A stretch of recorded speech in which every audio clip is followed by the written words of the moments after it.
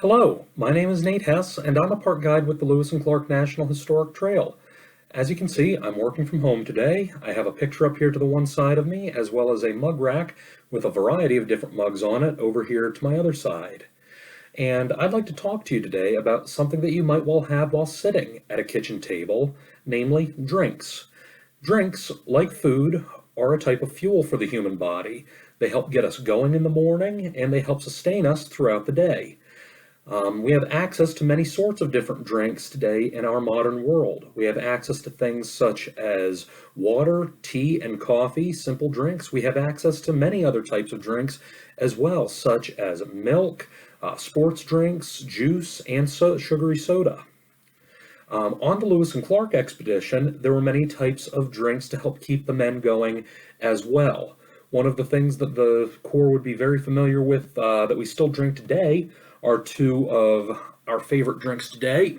And the first one that I have here is in my Park Service mug. It's a green mug here that you can see, and it's got the brown Park Service arrowhead on the front here.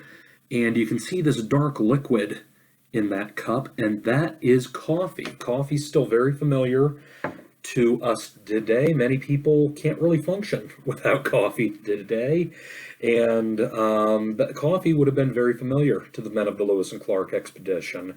It was brought along in bean form. The men of the expedition would have been able to enjoy coffee from time to time. They didn't bring a ton of it along, but enough to have coffee as a treat from time to time. Something else that we would be very familiar with today that was brought on the Lewis and Clark expedition, I have in this small teacup right here, and it's very fitting that I have some tea, that brown liquid that you can see there in that cup. A small amount of tea was also brought along on the Lewis and Clark expedition, and it really wouldn't have been made quite like it is today with a tea bag. It would have been different. That tea would have come in the form of a cake, a hard cake of tea that you could basically break a small piece off of, put that in boiling water, and then that was how you made your tea on the Lewis and Clark expedition. That tea would have been used for medicinal purposes if one of the men of the expedition got sick, and it was also reserved generally for the captains to drink if it wasn't being used for those medical reasons. That tea was very much a treat brought along for the captains for the most part. Something else very familiar to us today that would have been drunk on the Lewis and Clark expedition is the simple liquid that I have here in this glass jar, and that is, of course, crystal clear water. Today, it's pretty easy for most people to get water. You can just turn on your kitchen tap and get some cool, clean water. On the Lewis and Clark expedition, if you wanted to get water, generally that was taken from whatever waterway the Corps was traveling on, whether that was the Missouri River or possibly the Snake, Clearwater, or Columbia rivers. That water would have had germs in it. It wouldn't have been boiled. Germ theory came along much, much later in the 19th century after the Lewis and Clark expedition.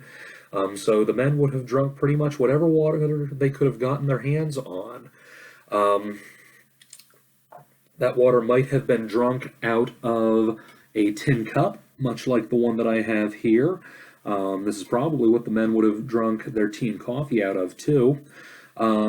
Generally, soldiers at the time would have been issued one of these tin cups. A lot of them like to hang these tin cups on the outsides of their haversacks so they could have easy access to their tin cup in case they wanted a quick drink. Another way that they could have drunk water is from one of these. Now, this is made out of wood. You can see here, and it's round. It almost looks like a tiny little barrel, and this is a reproduction of what an old-timey canteen might have looked like, and soldiers, much like soldiers today, did carry canteens on the Lewis and Clark expedition. Except, much like you see here, it had a cloth strap slung around the body, and otherwise, it kind of looked like a small barrel. Small little wood barrel. Would have had a cork up on top of it as well. This one doesn't, but at the time it would have had a cork in the top to keep the water from getting out too. Oftentimes, these canteens also had a wool jacket that sort of surrounded it as well, sort of a wool coating on it. And when a canteen was dipped down in water, whether to fill it up or otherwise, that would get that wool wet. And much like how sweat evaporating from our skin helps keep us cool, that water evaporating from the wool would help keep the water inside canteens cool as well. Like I mentioned, that water probably came from a stream or a river, something like that. There aren't necessarily going to be many cases of very, very good water on the expedition. Meriwether Lewis did write at one point how there was pure and ice cold water at a spring near the Lemhi Pass. So he did get a good drink of some good clear water at that point on the expedition. A final drink that was used on the Lewis and Clark expedition, once more familiar to many people today, is an alcohol ration. Soldiers at the time of the Lewis and Clark expedition were given an alcohol ration. That alcohol ration was said to be 1 gill a day, and a gill is about a fourth of a pint or so, just a little bit of alcohol, not too much. That alcohol on the Lewis and Clark expedition would have come in the form of either whiskey or tafia. Now, tafia is basically a very, very cheap rum, and that alcohol was taken along on the Lewis and Clark expedition in different barrels that were loaded onto the boats used on the expedition. And that alcohol ration was issued pretty much until the ration ran out on the expedition. A little bit was saved for some special events. Later on, there was some alcohol issued at a 4th of July party later on the expedition as a surprise to the men, but otherwise that alcohol ration was pretty much issued to the men until it ran out.